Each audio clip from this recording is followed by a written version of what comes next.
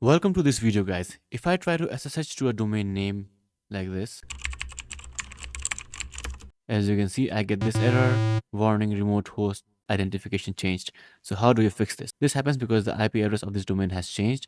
So as you can see here, it shows add correct host key in this path. So what you can do is copy this path, go to your Explorer, paste this path.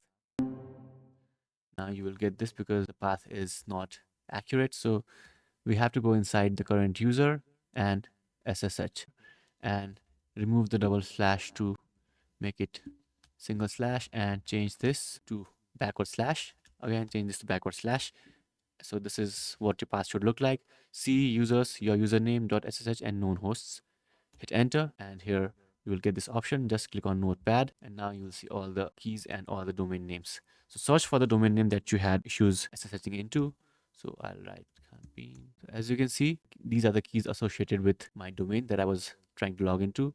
Now you can delete these two entries, save it and close it. Now go back to your command prompt and try to SSH again.